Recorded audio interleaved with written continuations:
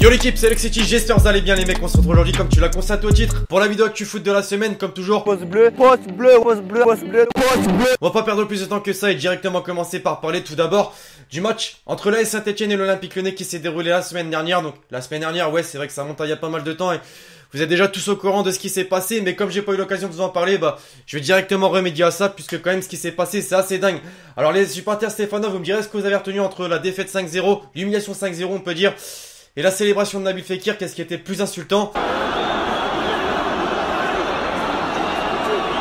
Tiens, comme je viens de parler de la célébration de Nabil Fekir, les amis, qu'est-ce que vous en avez pensé? Tiens, dites-moi tout ça dans les commentaires, on va essayer de débattre un petit peu sur cette célébration, puisque c'est vrai qu'elle a fait beaucoup débat. Et en ce moment même, j'ai vu que le joueur français était carrément convoqué devant un conseil par rapport à sa célébration. Alors moi, pour vous donner mon point de vue, je pense que c'est totalement abusé, puisque voilà, t'as pu voir Ronaldo, Messi, Ronaldinho, plein d'autres grands joueurs sur la planète foot qui ont pu la réaliser cette célébration, tu vois ce que je veux dire. Alors forcément, c'est provoquant cette célébration, mais selon moi, ça fait partie du football tout simplement. Après, il y a eu des envahissements de terrain durant ce match et forcément, ils l'ont vraiment très mal pris.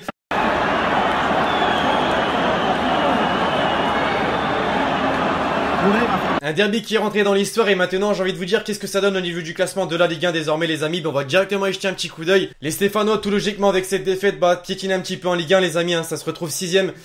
Et un petit peu loin on va dire du top 3 de la Ligue 1, mais bon c'est vrai qu'il est encore long le championnat et tout peut encore être possible on va dire devant eux. Il y a quand même le FC Nantes, l'Olympique de Marseille. En parlant de l'Olympique de Marseille, on va parler d'un autre sujet juste après. Patrice Evra. L'Olympique Lyonnais justement désormais avec cette large victoire se retrouve 3ème et devant on retrouve là encore l'AS Monaco et le Paris Saint-Germain qui explose tout sur son passage depuis le début de la saison. Mais bon ce qui nous intéresse désormais, enfin j'imagine puisque voilà ça fait un petit peu l'actualité ces derniers jours, Patrice Evra. Alors pas besoin de vous rappeler ce qu'il a fait la semaine dernière contre Guimarães. Un geste qui a fait grave du bruit la semaine dernière les mecs, je pense qu'on est tous d'accord sur la planète foot, on n'entendait parler que de ça limite. Mais un geste aussi les amis qui lui coûte vraiment très cher. Pourquoi vous allez me dire? Tout simplement puisque cette semaine on a appris que Patrice Evra quittait l'OM.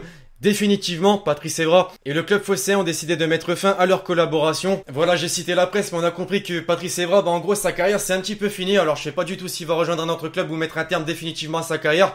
Vous me direz dans les commentaires ce que vous en pensez, mais c'est quand même ça l'histoire, on va pas se mentir. Hormis Patrice Evra et la célébration de Nabil Fekir, l'équipe cette semaine, il y a quand même autre chose de plus intéressant, notamment l'équipe de France, qui va faire ses matchs amicaux contre tout d'abord les Pays de Galles. Donc à l'heure où je vous tourne cette vidéo, le match n'est pas encore effectué, mais à l'heure où je vais la sortir justement, il aura déjà été joué. Donc je ne pourrai pas vous parler de ce match malheureusement, donc on va parler plutôt du match entre l'Allemagne et l'équipe de France. Gros match qui attend l'équipe de France mardi. Alors c'est un match amical et c'est pas forcément le truc le plus important, mais selon moi c'est un beau test. Voilà, on approche de la Coupe du Monde 2018 et ça va vraiment permettre de voir ce que donne l'équipe de France face à une grande équipe telle que l'Allemagne justement. Alors on a pu voir dans cette équipe pas mal de nouveaux comme Benjamin Pavard, nouveau défenseur en provenance du Stuttgart, VBL en Bundesliga. On a eu également Nzonzi au niveau des milieux de terrain. Alors c'est forcément deux joueurs qui vont peut-être pas titulariser, enfin peut-être pas, même pas du tout c'est sûr. Alors dites-moi là dès à présent votre prono pour ce petit match entre l'Allemagne et l'équipe de France. Moi allez, je vais me lancer, je vais dire 2-1 pour l'équipe de France puisque ça reste quand même à l'extérieur et l'Allemagne c'est pas n'importe qui. J'allais oublier ce fameux topic les mecs, mais non je viens d'y penser justement, la perle Twitter ou plutôt les perles Twitter de la semaine, puisque cette semaine encore une fois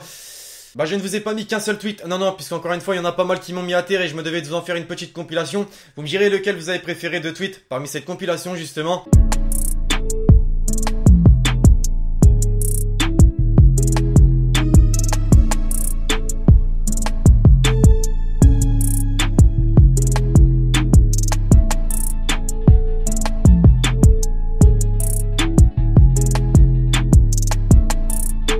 Cette semaine l'équipe, pour ceux qui ne sont pas au courant, j'ai sorti un épisode des rumeurs de transfert. D'ailleurs pour ceux qui ne l'ont pas vu, je vous invite à aller le voir puisque forcément c'est une série qui me tient grave à cœur.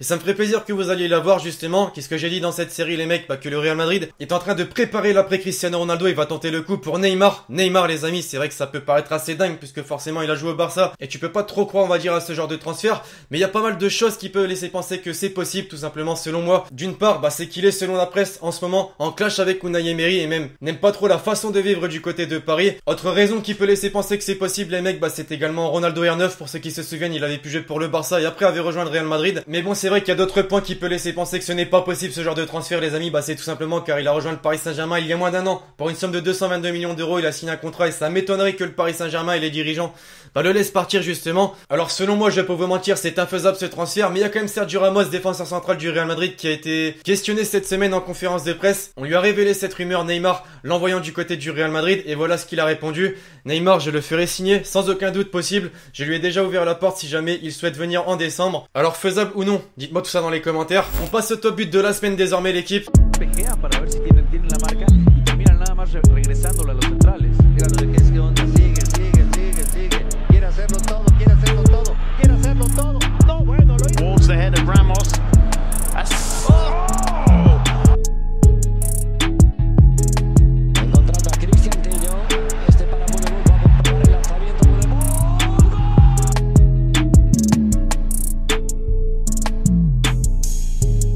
Et enfin pour conclure la vidéo en beauté, comme toujours les amis, la question que vous m'avez posée dans le précédent épisode. À ton avis, si le Real Madrid et le Paris Saint-Germain s'affrontent, pour toi quel sera le résultat du match? Moi perso 2-1 pour le Real Madrid. Question grave compliquée les mecs, hein, je vais pas vous mentir, puisque depuis le début de la saison, ce sont deux équipes qui n'ont pas commencé pareillement on va dire, puisque t'as d'un côté un Real Madrid qui est très inquiétant, notamment en Liga et même en Ligue des Champions. Et d'un autre côté, t'as le Paris Saint-Germain qui, tout le contraire justement, est en train d'écraser tout sur son passage en Ligue 1.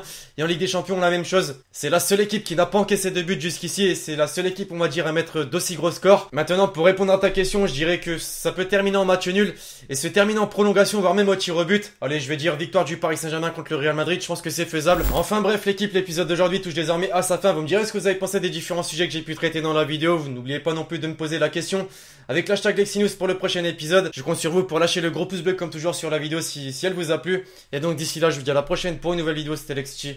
Ciao ciao.